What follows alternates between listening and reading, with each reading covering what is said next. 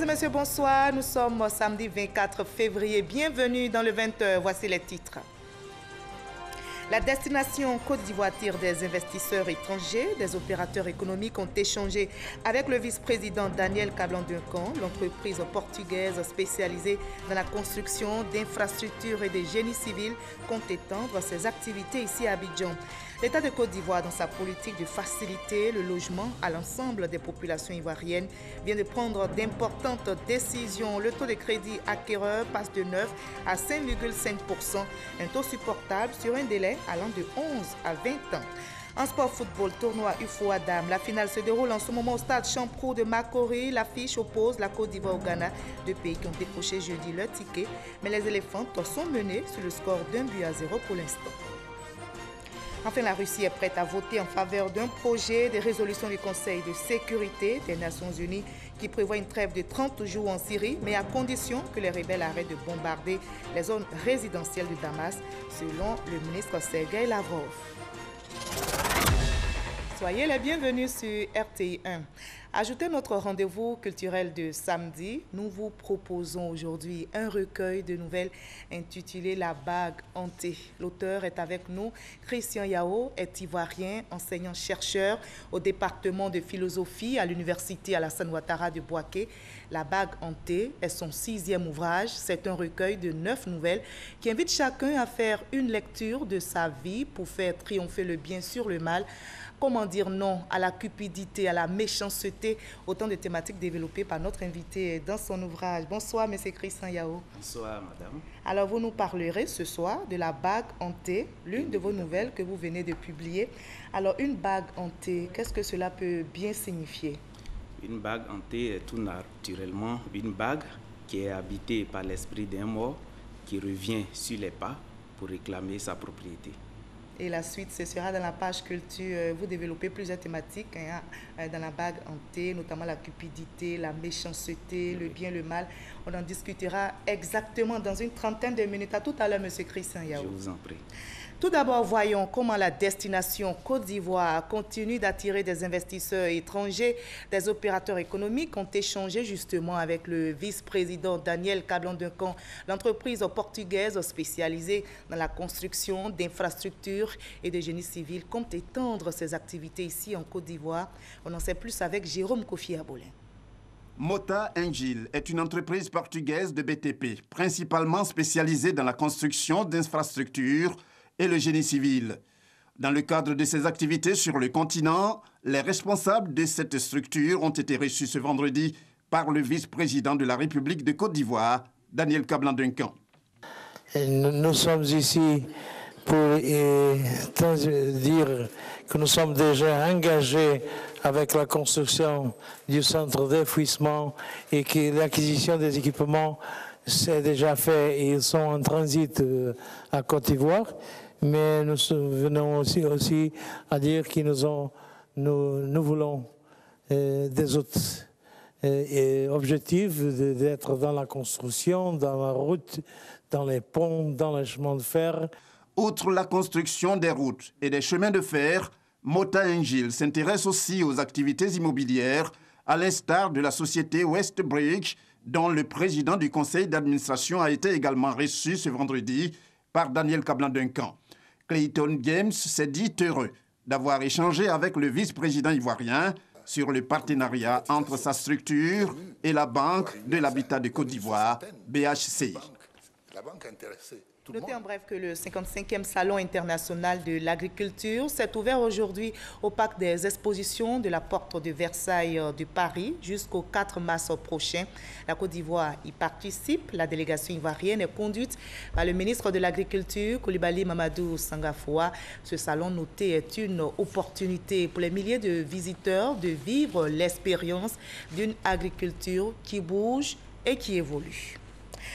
Une agriculture qui bouge, c'est justement le cas ici en Côte d'Ivoire. Le pays vient de lancer le système de récépissé d'entreposage. C'est un mécanisme par lequel les produits agricoles stockés dans les entrepôts agréés sont désormais reconnus comme garantie bancaire.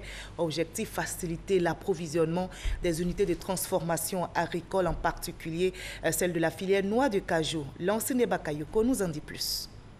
Au Ce système de récépissé d'entreposage SRE va faciliter le financement des activités de production agricole, notamment les produits à cycle très court, comme la noix de cajou, en permettant aux opérateurs qui exercent l'activité de mettre en gage leur récolte. Aujourd'hui, l'ensemble du dispositif législatif et réglementaire est achevé et les conditions et procédures opérationnelles d'homologation des entrepôts, d'agrément des acteurs et de surveillance des marchandises entreposées sont réalisées. Le nouveau dispositif permettra en effet de rassurer toute la chaîne des valeurs agricoles. D'abord, les producteurs pour la livraison de leurs récoltes aux gestionnaires d'entrepôts, moyennant un récépissé. Récépissé qui pourra servir de garantie de prêt auprès des banques.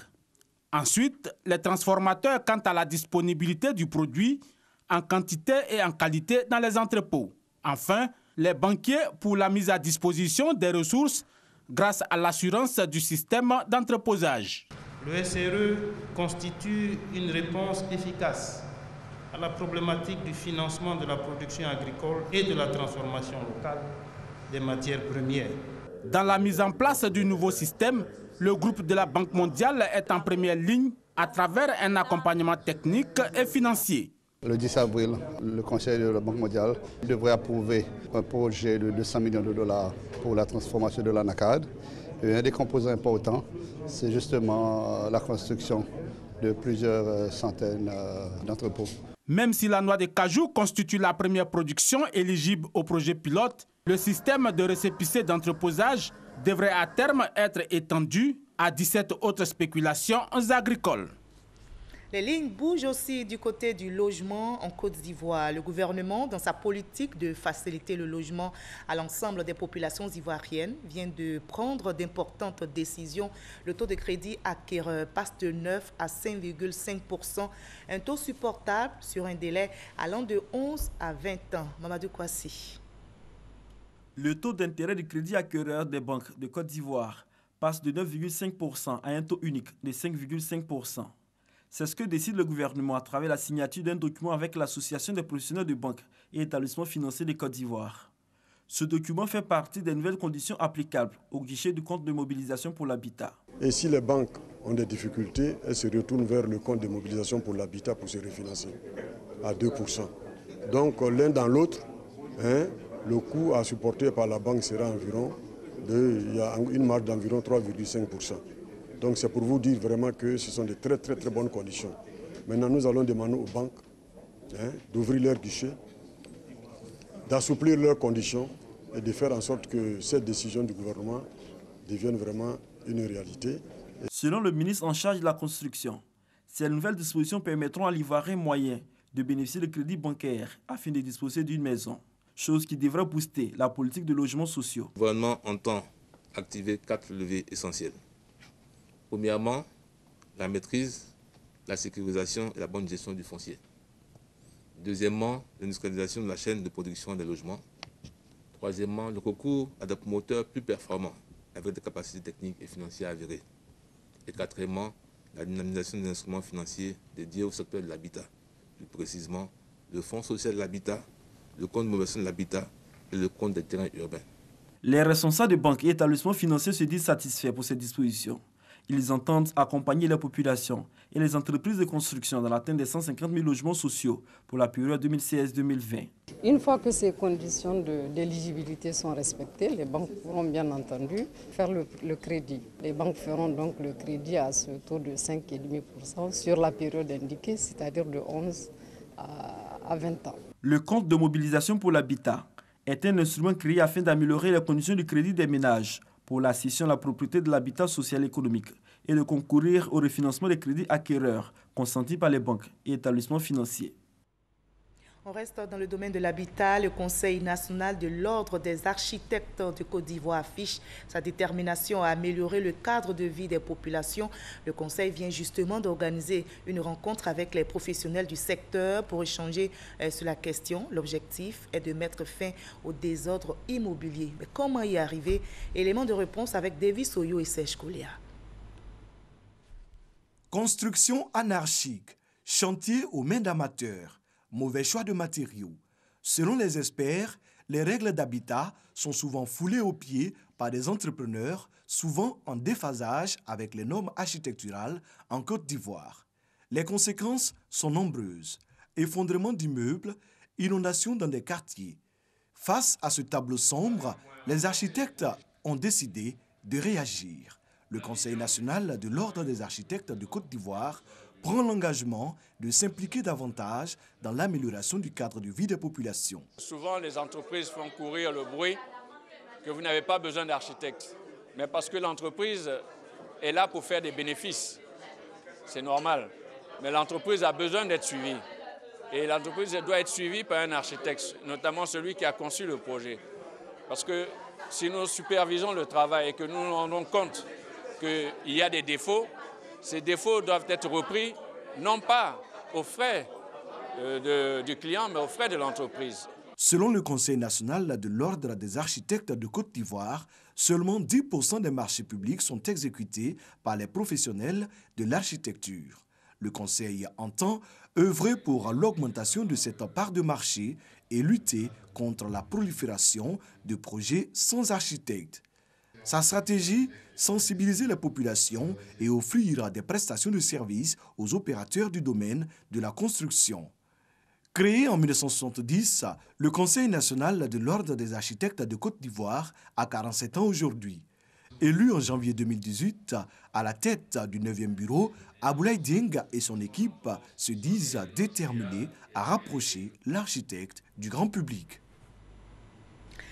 15 étudiants, dont 9 filles de l'école supérieure des mines et géologie, ont reçu des bourses et du matériel informatique dans le cadre du Fonds à la formation minière. Le coût total de ce don du ministère de l'Industrie et des Mines s'élève à 35 millions de francs CFA. L'initiative vise à soutenir les étudiants, mais surtout à promouvoir le genre dans cette filière. Nadia Ega, chef connaît pour le reportage.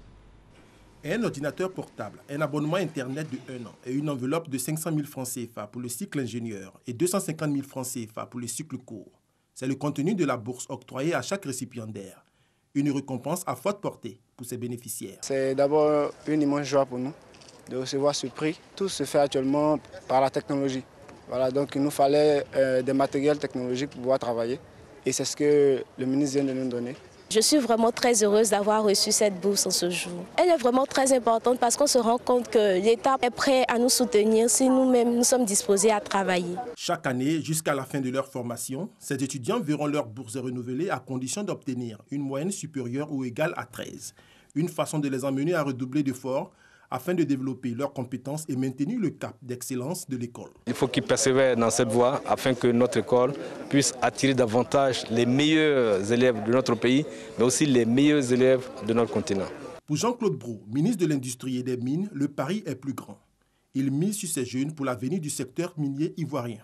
Et notre ambition est encore d'aller plus loin dans ce domaine. Tous ces développements dans le secteur minier demandent des personnes compétentes pour pouvoir effectivement soutenir ce développement et ces investissements.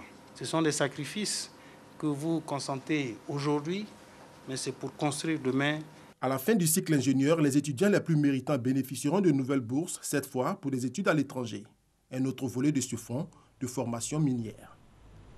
Cette fois-ci, ce sont des cadres des administrations nationales et sous-régionales qui ont aussi reçu leur diplôme en gestion de la politique économique. Cette formation continue de 12 mois est une initiative de la Banque mondiale pour aider les pays africains dans le renforcement des capacités des cadres de leurs administrations.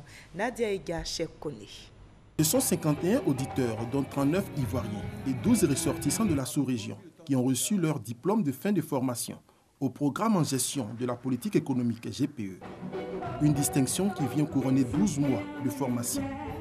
Je suis très heureuse d'avoir fait la formation jusqu'au bout. Ce n'était pas du tout facile, surtout pour des gens comme nous qui avons déjà fait l'administration. Nous serons plus efficaces dans les tâches qui nous seront confiées. Cela pourrait nous offrir d'autres perspectives, histoire de contribuer au développement de notre pays et partant de l'Afrique. Initié par la Banque mondiale depuis 1998, le programme GPE permet de renforcer les capacités des cadres des administrations africaines en vue de relever la compétitivité globale de leur économie. Une dynamique encouragée par l'État ivoirien qui a financé la formation de 39 Ivoiriens. Tant que vous n'avez pas amélioré la ressource humaine de l'administration, il est difficile d'avoir une administration performante répondant aux préoccupations des usagers et répondant aux besoins des investisseurs. Les diplômés se sont engagés à valoriser ces nouvelles connaissances acquises au sein de leur administration respective afin de contribuer à l'amélioration des conditions de vie des populations. Nous partons maintenant pour la région du Gor où le Conseil fait la promotion de la femme. Le Conseil mise sur l'autonomisation de ces femmes. Un fonds de 100 millions de francs CFA a donc été mis en place au profit de ces femmes de la région pour leur permettre de réaliser des activités et surtout se prendre en charge. Mamadou Kwasi. Ces femmes sont membres de la Fédération des associations féminines de Digonifla, une des sous-préfectures du département d'Oumé, dans la région du Gor. Elles se réunissent régulièrement. Aujourd'hui, l'ordre du jour de leur rencontre porte sur les stratégies de développement de leurs activités. Elles ont bénéficié d'un appui de 10 millions de francs CFA du Conseil régional du Gor pour améliorer leurs revenus. Un appui qui a permis à ces femmes investies dans le commerce et dans le monde agricole d'accroître leurs revenus. J'ai investi dans le champ de bananes. Quand les bananes ont produit, je commercialise sur le marché. Je suis installée présentement au marché de Digonifla. Je vends la banane. Aujourd'hui, la femme de Digonifla n'est pas celle qui attend qu'on lui dise sois belle et tais-toi ou bien qu'elle attende son mari pour lui dire paye-moi une boîte d'allumettes. C'est des femmes qui, très tôt le matin, sont sur le marché. C'est des femmes qui sont dans les bas-fonds, qui font du riz, qui font du manioc, qui commercialisent ça. On a fait un grand champ de riz. J'ai eu 30 sacs. J'ai eu 30 sacs. C'est ça que je nourris les enfants. Mais c'est sans compter avec les difficultés que ces femmes rencontrent l'exercice de leurs activités. Nous avons semé 1 hectare de maïs. Malheureusement, les bœufs ont détruit tout le champ. Donc ce champ n'a pas pu aboutir.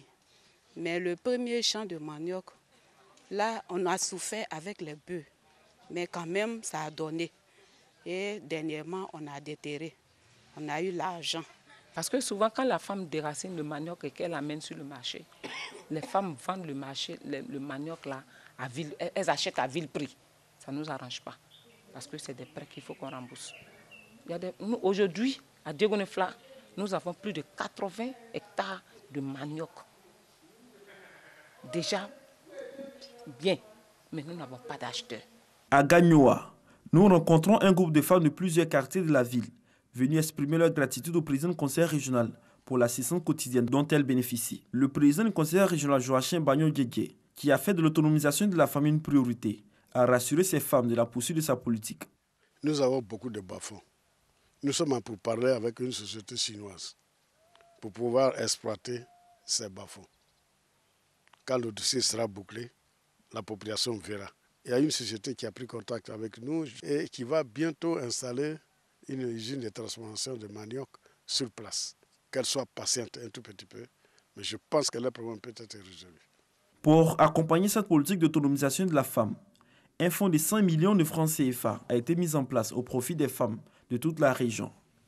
En plus des femmes, les jeunes des départements d'Oumé et de Gagnoa ont pu bénéficier de financements d'activités génératrices de revenus, notamment les permis de conduire, les mototaxis et la couture. Pour ma formation, j'ai besoin d'un permis pour pouvoir travailler. Et lorsque j'ai appris qu'il y avait un lancement de permis de conduire à Gagnoa, j'ai adhéré. Grâce au permis du président du conseil régional, aujourd'hui je peux exercer librement mon métier de taxi-moto. Pour cette opération de permis de conduire, ce sont 400 jeunes, hommes et femmes qui ont bénéficié de la première tranche de formation. Dans cette politique de développement humain, le président Joachim Bagnon-Guégué offre une place essentielle au social. Des centaines d'enfants de familles défavorisées reçoivent chaque année des prises en charge scolaires. Des bons qui ont permis la scolarisation de ces enfants. On m'a donné une prise en charge. Je ne savais pas ce que c'était auparavant, mais Dieu merci, cette année, moi j'ai su ce que c'est qu'une prise en charge, puisque le conseil général paye la scolarité de mon enfant pour une année, pour cette année-là. Alors vraiment, je suis très content. Avec toutes ces actions, le conseil régional du Gor veut bâtir une région prospère avec des hommes et des femmes épanouis. On reste à l'intérieur du pays. L'ambiance était bon enfant à Korogo qui abrite désormais une agence IPS Ségrailleux. L'agence a été inaugurée au profit des populations par le ministre des Transports, Amadou Koné. Il représentait le Premier ministre, Amadou Gon-Coulibaly. Les régions du Poro, de la Bagoué et du Tiologo disposent désormais d'une agence de l'institution de prévoyance sociale Ségrailleux, Caisse générale de retraite des agents de l'État. Elle est l'engagement de cette institution d'être plus près des fonctionnaires et des retraités de Côte d'Ivoire. Elle est la manifestation de l'élan social de l'IPS Ségrailleux qui s'est inscrite résolument dans la réalisation de la très haute et noble vision du président de la République, son Excellence Alassane Ouattara, et dans le cadre de l'action gouvernementale contre la précarité, le dénuement et l'indifférence, d'assurer chaque jour davantage un mieux-être social aux populations. Dans cette partie du pays, ce sont 6 551 fonctionnaires et agents de l'État en activité et plus de 2000 bénéficiaires de prestations sociales qui bénéficient de cette agence à l'architecture moderne dotée de nouvelles technologies pour mener à bien toutes leurs opérations. Ils affichent leur joie. Cette journée est à marquer d'une pierre blanche car de là, l'ouverture de notre nouvelle agence, cette cérémonie marque la manifestation de la bienveillance du gouvernement à notre égard. Un processus de proximité qui va se poursuivre, rassure la tutelle. Avec la mise en service de l'agence de Korogo, Ségrailleux disposera désormais d'un réseau de plus de 12 agences et services de proximité pour le plus grand bien des bénéficiaires, c'est-à-dire les fonctionnaires, les retraités, la veuve et l'orphelin. Le ministre des Transports, Amadou Koné, représentant le Premier ministre, peut dès lors faire apprécier les efforts consentis dans tous les secteurs par le gouvernement. Sous l'impulsion de son Excellence M. Alassane Ouattara, président de la République de Côte d'Ivoire, et la conduite de son Excellence M. Amadou Gon-Coulibaly, Premier ministre, nous nous retrouverons encore et encore pour célébrer d'autres victoires sur la précarité et la pauvreté. Une visite de la nouvelle agence IPS Ségrailleux de Korogo a mis fin à la cérémonie. Prochaine étape, Mans. Le nouveau marché de Kouakouassikro, village situé dans le département de Tiébissou, vient d'être mis en service. La construction du marché a mobilisé plus de 10 millions de francs CFA. Elle a été financée par la mutuelle de développement du village. Le marché a été inauguré par Henriette Bédier, présidente de l'ONG Servi. Kouakouassikro, ce village du département de Tiébissou est en fête. Il a un nouveau marché inauguré par Henriette Bédier, un ouvrage dont la réalisation a été soutenue par la mutuelle de développement des cadres du village, une infrastructure de base essentielle pour les femmes de Kouakouassikro. Avec ce marché, nous les femmes, on peut vendre, avoir de l'argent et sortir de la pauvreté. Nous les femmes, on vend au dehors et ça ne nous arrange pas. Maintenant, le marché qui a été construit, ça va nous permettre de bien vendre et puis maintenant de s'occuper de nos enfants. Un marché couvert de plus de 10 millions de francs CFA est un projet structurant permettant les échanges commerciaux à Kouakouassikro sur un meilleur site. Autre acquis du village, cette broyeuse de 5 millions de francs CFA offerte par la présidente de l'ONG Servir.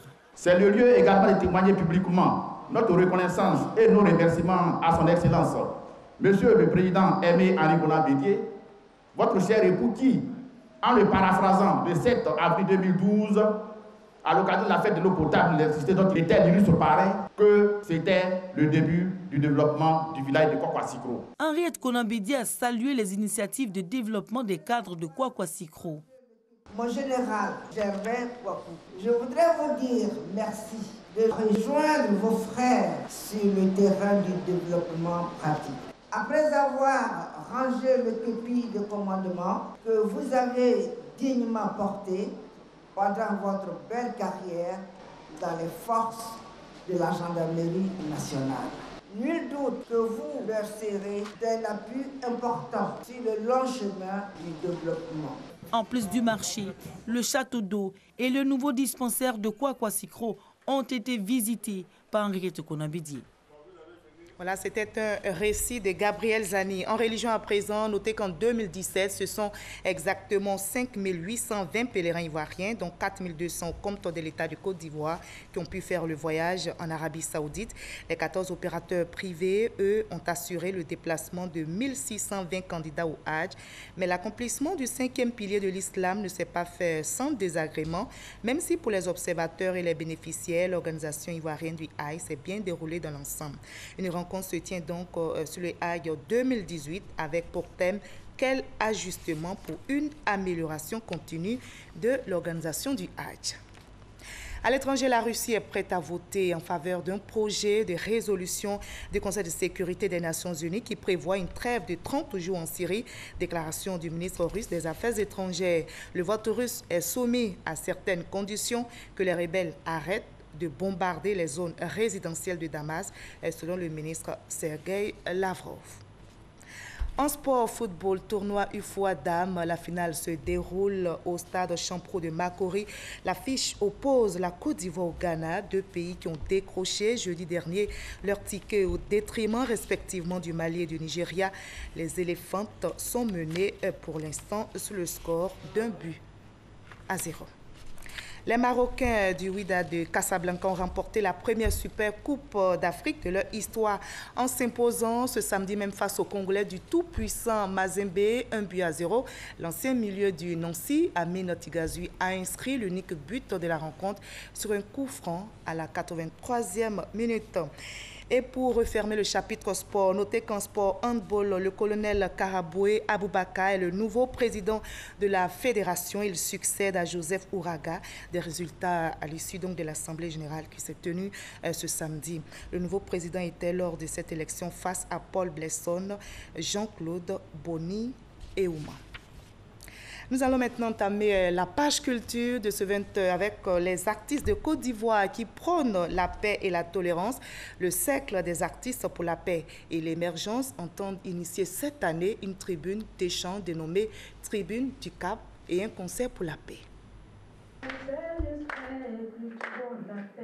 La culture de la paix et de la tolérance, c'est le leitmotiv du CAP, Cercle des artistes pour la paix et l'émergence. Cette association d'artistes et de créateurs appelle à la réconciliation autour des valeurs républicaines. Pour Noël Douré, président de cette association, chaque Ivoirien doit s'approprier le concept de l'émergence. L'émergence, selon le CAP, il ne faut pas la voir comme étant un boom économique comme on en voit partout. Il faut voir l'émergence surtout comme un état d'esprit qui habiterait chacun d'entre nous pour booster la Côte d'Ivoire vers l'avant. Les membres du CAP se sont réunis pour faire le bilan et énoncer quelques perspectives, notamment une tribune d'échange et de rencontres ainsi qu'un concert pour promouvoir la paix, surtout en cette année électorale. C'est un espace dans lequel nous allons inviter tous ceux qui veulent faire progresser la Côte d'Ivoire vers l'émergence. Notre ambition, c'est de faire en sorte que tous les fils de Côte d'Ivoire se retrouvent, et principalement les chanteurs, pour venir prendre leur part dans le processus de paix. Le Cercle des artistes pour la paix existe depuis 2016 et revendique en son sein une centaine d'artistes et de créateurs. Et on en arrive à l'entretien avec notre invité de la page culture. Bienvenue, M. Christian Yao. On parlera tout à l'heure, mais avant, voyons cet autre élément. On va suivre ensemble. Un pagne imprimé, le tissu occidental et les motifs de pagne ont été valorisés au cours d'un défilé de mode à Makori. Un défilé de mode pour valoriser l'esprit Nzassa au niveau du pagne. La styliste Marie-Brigitte Clark présente au public un cocktail de matière savamment concoctée, du jean avec du pagne imprimé, aux différents motifs de pagne en passant par le tissu occidental. Tout y est pour faire plaisir aux spectateurs. À travers 100 modèles d'habits de femmes et d'enfants présentés en 10 tableaux, la styliste montre son savoir-faire.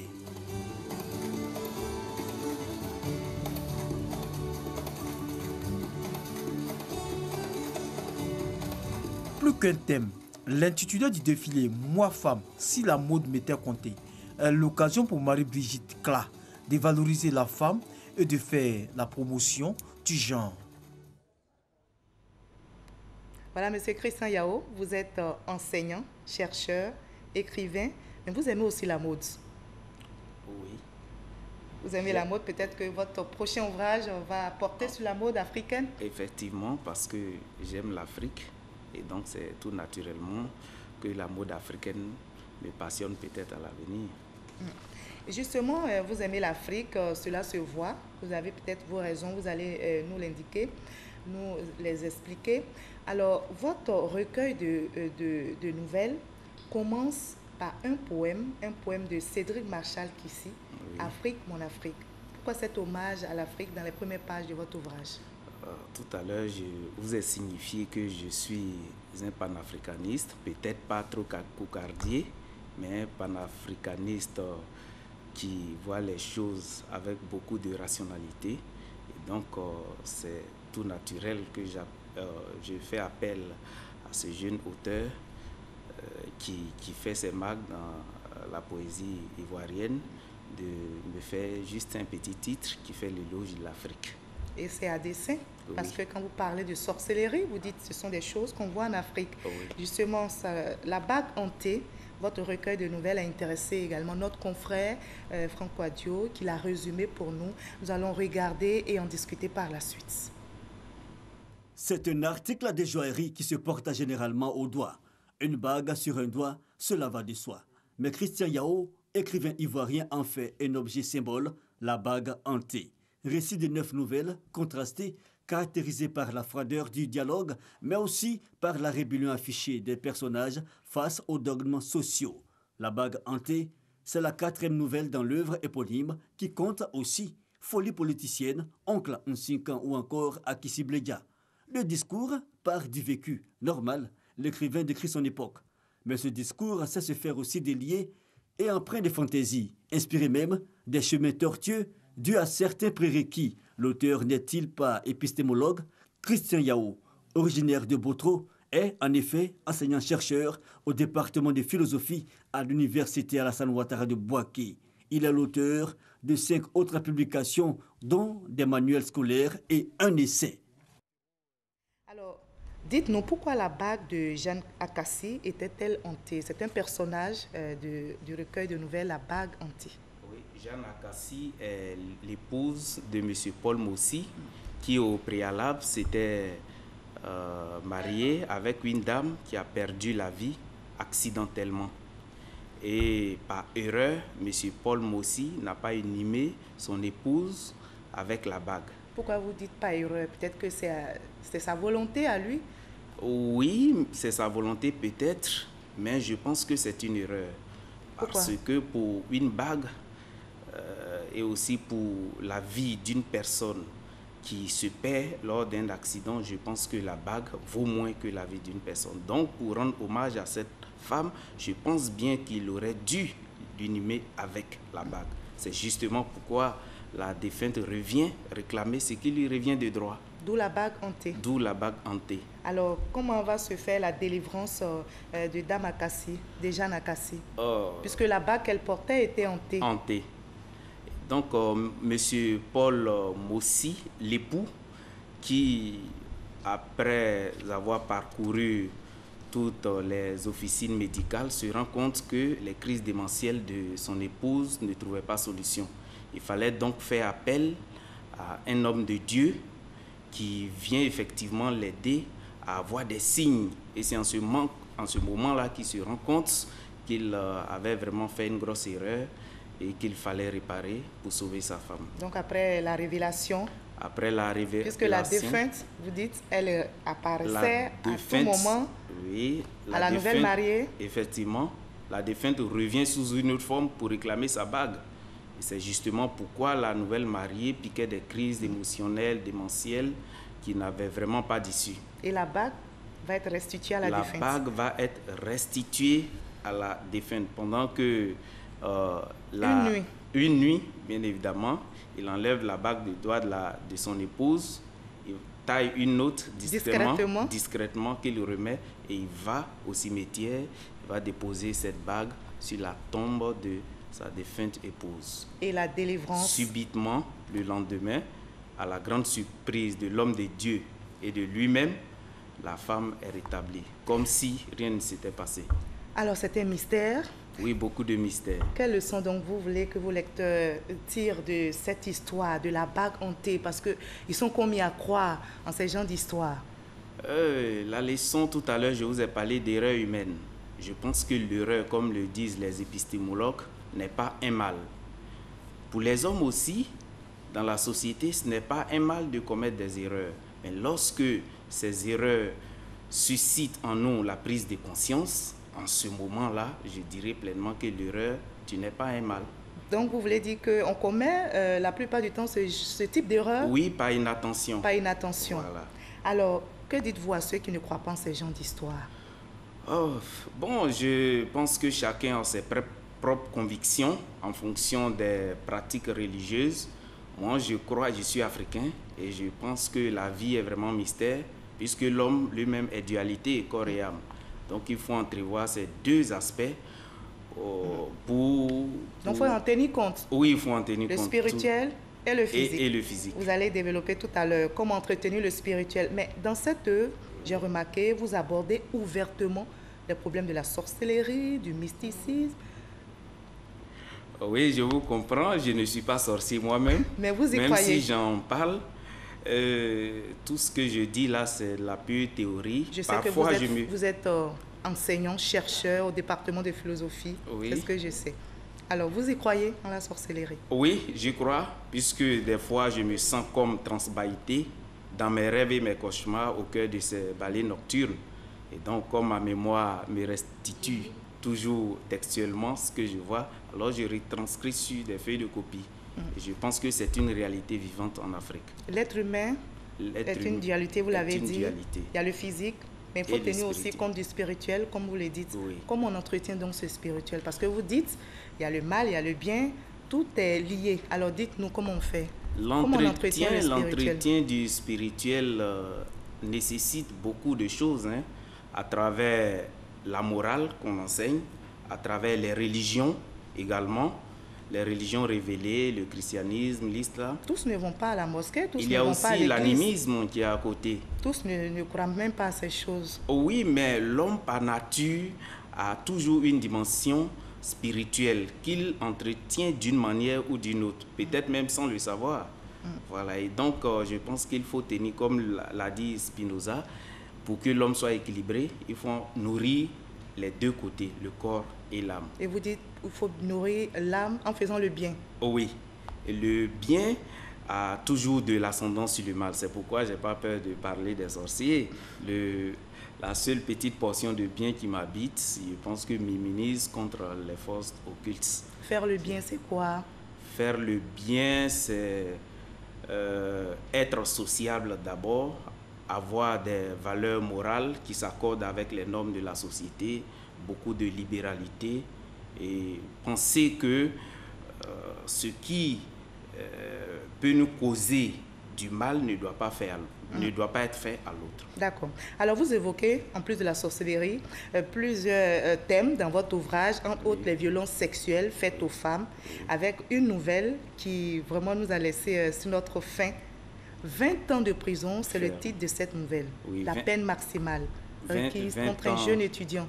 Oui, qui s'est repenti? Oui, bien évidemment, mais je pense que cette repentance ne justifie pas qu'on amoindre cette peine, puisque c'est pleinement avec sa raison qu'il a agi ainsi. Et donc, il faut que la peine, à mon sens, tous ceux qui se rendent coupables de ces actes aussi crapuleux que le meurtre doivent mériter un peu plus que ces 20 ans, à mon sens, parce que la femme est sacrée, elle est porteuse de vie, et donc attaquer sexuellement la femme, c'est porter une blessure à l'univers. D'où la peine maximale requise. D'où la peine maximale requise. On paye toujours ce qu'on fait, donc il faut faire le bien. Il faut toujours faire le bien. C'est la leçon principale à retenir de cet ouvrage, La bague hantée, un recueil de nouvelles. en tout cas que je recommande, qui m'a beaucoup appris. Merci beaucoup, Monsieur Christian Yao, d'avoir été avec nous. En tout cas, merci d'avoir répondu à nos questions, comme Jeanne Akassi, votre personnage, qui a été débarrassé de la bague hantée. Vous invitez donc le lecteur à se débarrasser des mots tels que la méchanceté, la cupidité. Merci d'avoir été notre invité de la page culture. Vous l'avez compris, ce journal est terminé, mais notez qu'en sport, football, tournoi UFOADAM, la finale se déroule en ce moment même au stade Champrou de Makori. L'affiche oppose la Côte d'Ivoire au Ghana, deux pays qui ont décroché jeudi dernier le ticket. Les éléphantes sont toujours menées sur le score d'1-0. Et on espère que jusqu'à la fin, les éléphantes vont remporter, pourquoi pas. Merci d'avoir été avec nous. On se retrouve avec le même plaisir demain à la même heure.